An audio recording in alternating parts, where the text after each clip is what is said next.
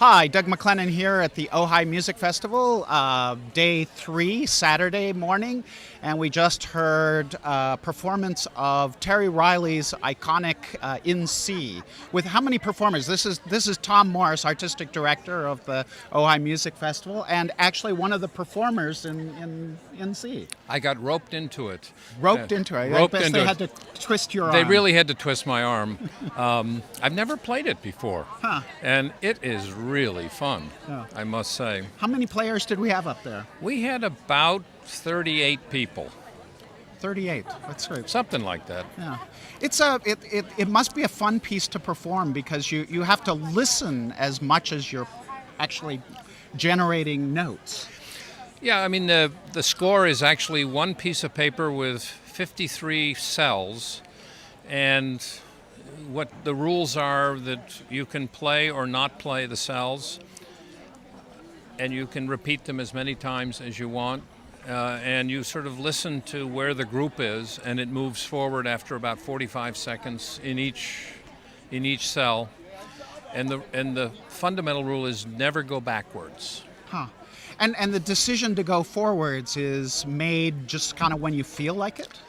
Yeah, what you do is listen, and the group, there's an amazing group vibe that builds in something like this. There's several pieces like this which are not conducted, and it just is up to the sort of will and spur of the moment. In a way, it's kind of a community performance as you're creating a community on stage. Absolutely, it is a complete community of musicians. It's like a jam session where people are just together, and there are these fundamental sort of guidelines on how to perform. But other than that, it's really up to you. And the other thing that happens in it is the so-called pulse, the C, that which goes, and the group always decides who's going to sort of lead that. And you can also jump in on that on occasion if you want.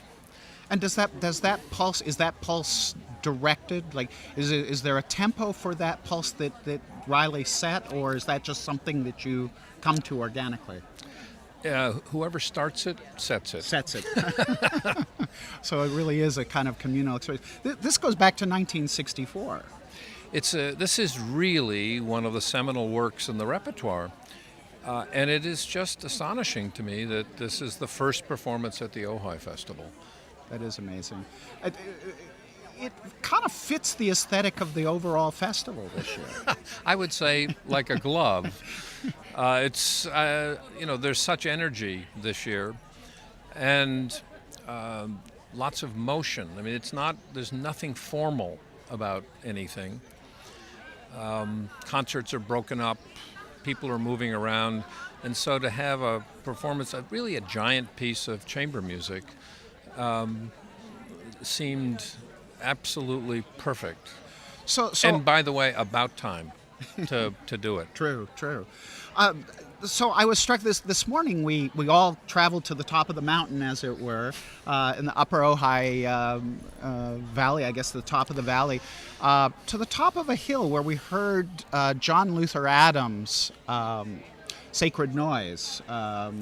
Strange and Sacred Noise by John Luther Adams, which is a piece, interesting at the Ojai Talks yesterday.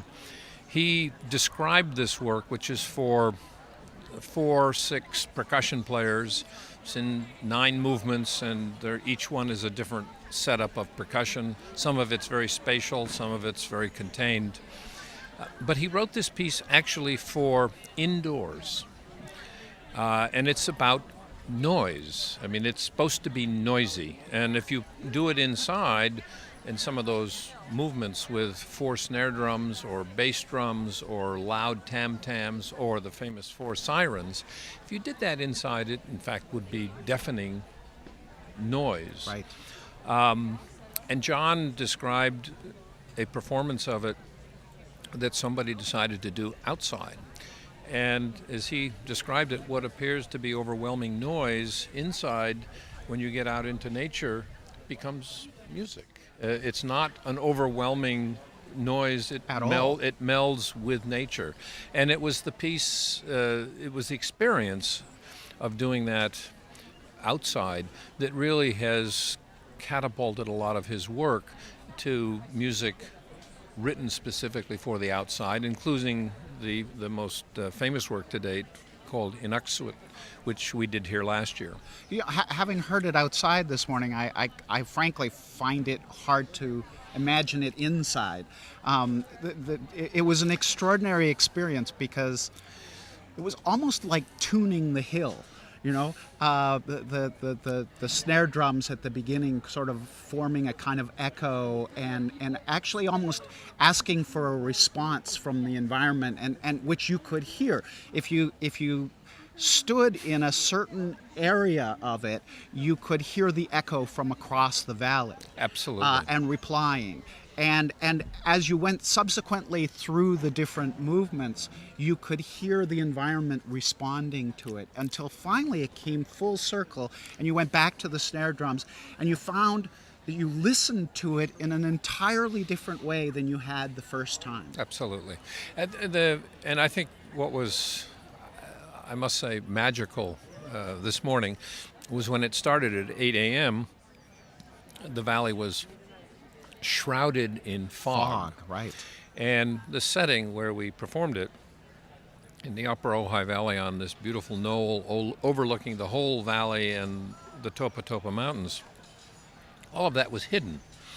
And I think it's the fourth movement is the famous four antiphonal sirens, which completely transforms your preconceptions of what a siren means. And it was during that movement, which sounds like sort of the wailing of nature, and particularly when you're outside to hear this eerie sound. And it was during that movement that all of a sudden the fog lifted and the sun came out, and all of a sudden you saw the vista. And the sirens started to interplay with the traffic that was off in the distance, and there was a plane that kind of went over in the distance, and you'd sort of hear that, and it was this kind of dialogue that happened. And the one that got me was the movements for the four marimbas, playing these very dense, very quiet chords. Right. And the impression was kind of a nature's cushion. And above it, all of a sudden, you started to hear this mass of birds that were singing. And then there were the two hawks that all of a sudden started circling overhead. For me, that section was very quiet. It's sort of like I've experimented now with trying to provoke the environment to respond. Now I'm going to do something very, very quiet and see if I can let it dominate it, and it didn't work. The first time it didn't work, and then when he went back to it, that was when the birds came and the fog lifted, and it was this really extraordinary experience. The thing that got me also, and it always gets me about the Ojai Music Festival, is the audience. Yes. We always talk about the audience as important a part of what goes on here as what goes on stage. And it's not that lots of people come, but they are involved, they're attentive. And this was 8 a.m, and there was a huge crowd up on this hill. And what was fascinating is they were all sitting on the ground, standing in the center. And as the different stations, percussion stations, which were spread around, they moved from movement to movement, the audience shifted and turned to face it. There was something so engaging about that.